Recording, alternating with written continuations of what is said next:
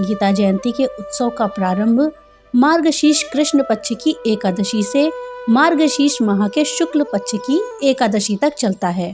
पाक्षिक समारोह में गीता भवनों में गीता पर आधारित प्रवचन चलते हैं। दोस्तों, आखिर क्यों मनाई जाती है गीता जयंती और गीता है क्या? साथ ही इस दिन हम कौन से ऐसे उपाय करें जिससे हमारे घर में सुख शांति रहे और हमारा जीवन सफल हो? इस जानकारी के लिए वीडियो को लास्ट तक देखिएगा। वीडियो अच्छी लगे तो लाइक और ज़्यादा से ज़्यादा शेयर करिएगा। और हाँ, अगर चैनल पे नए आए हैं तो चैनल को सब्सक्राइब करना मत भूलिएगा और अपने विचार हमें कमेंट बॉक्स में लिख करके जरूर बताइएगा। दोस्तों, आखिर क्यों मनाई जाती है गीता जयंती?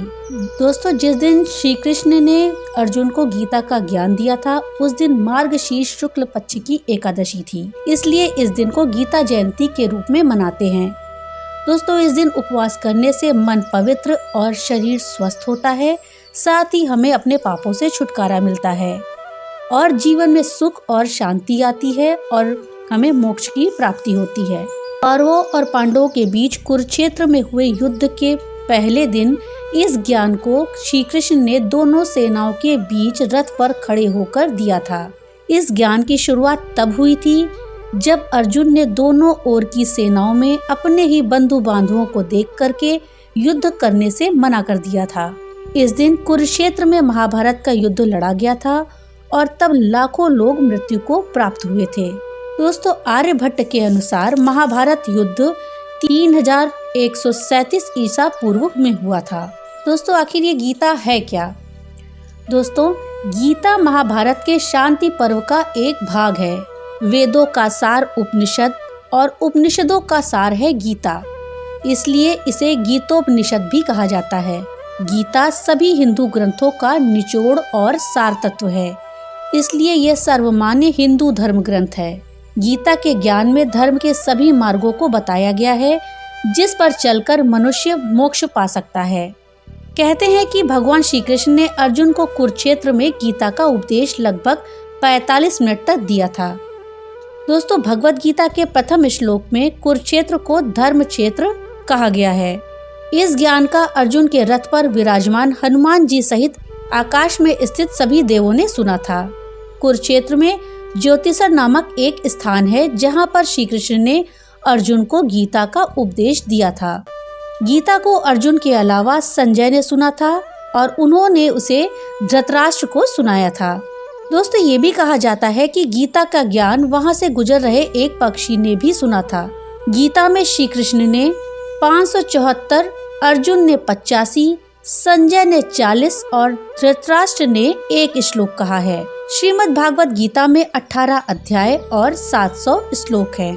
18 अध्याय में अध्याय विषाद योग में 46, सांख्य योग में 72, कर्म योग में 43, ज्ञान कर्म संन्यास योग में 42, कर्म संन्यास योग में 29, ध्यान योग या फिर आत्म संयम योग में 47, ज्ञान विज्ञान योग में 30, अक्षर ब्रह्म योग में 28, राज विद्या राजगुह योग में 34, विभूति विस्तार योग में 42, विश्व रूप दर्शन योग में 55, भक्ति योग में 20, क्षेत्र जन विभाग योग में 35, गुणत्रय विभाग योग में 27, पुरुषोत्तम योग में 20, देवासुर संपद विभाग योग में 24, श्रद्धात्रय विभाग योग में 28, मोक्ष संन्यास योग में 78 श्लोक हैं।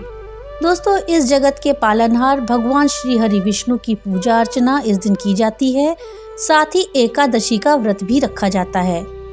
इस व्रत के पुण्य प्रताप से साधक को जीवन में सभी प्रकार के सुखों की प्राप्ति होती है। ज्योतिष शास्त्र में एकादशी तिथि पर विशेष उपाय करने का विधान है। इन उपायों को करने से जीवन में व्याप्त सभी प्रकार के दुख और संताप दूर हो जाते हैं। अगर आप भी अपने जीवन में दुख और संकट से निजात पाना चाहते हैं तो मोक्षदा एकादशी या फिर गीता जयंती पर ये 3 चीजें आप जरूर घर लाइए। इन चीजों को लाने से आपको अपने दुख से निजात मिलेगी, साथ ही आपके जीवन के सभी संकट दूर होंगे। तो चलिए जानते हैं वो कौन सी 3 चीजें हैं जिनको हमें घर लाना है। पहला है मोर पंख। भगवान श्री कृष्ण को मोर पंख अत्यंत प्रिय है। वास्तु जानकारों की माने तो घर में मोर पंख रखने से सुख और समृद्धि आती है। साथ ही घर में जो नकारात्मक ऊर्जा होती है वो भी दूर होती है। इसलिए गीता जयंती पर मोर पंख अपने घर आप जरूर लाएं। मोर पंख को कमरे या घर के मुख्य द्वार पर लगाएं। ऐसा करने से आपके घर की नेगेटिविटी दूर होगी, साथ ही पॉजिटिविटी घर में आएगी। दोस्तों, दूसरी चीज जो हमें घर पे लानी है वो है बांसुरी। भगवान श्री कृष्ण को बांसुरी भी अत्यंत प्रिय है। वास्तु शास्त्रों में लिखा है कि घर में बांसुरी रखने से वास्तु दोष से निजात मिलती है। इसके लिए गीता जयंती पर आप अपने घर बांसुरी लाएं। इस दिन पूजा के समय बांसुरी जरूर बजाएं। इस उपाय को करने से घर में सकारात्मक शक्ति का संचार होता है। अब तीसरी और बहुत ही महत्वपूर्ण चीज आपको जो घर में लानी है, उस चीज को अगर आप घर में ले आएंगे तो आपको भगवान श्री हरि विष्णु और माता लक्ष्मी की विशेष कृपा प्राप्त होगी। आपके घर में धन की कभी कमी नहीं होगी और आपके सारे दुख और संकट दूर हो जाएंगे। दोस्तों, जगत के पालनहार श्री हरि विष्णु और धन की देवी लक्ष्मी को श्रीफल अत्यंत प्रिय है। इसलिए मोक्षदा एकादशी पर एकाक्षी नारियल आप अपने घर में जरूर लाएं और विधि विधान से पूजा करें। इसके बाद लाल रंग के वस्त्र में नारियल को बांधकर अपनी तिजोरी में रख दें।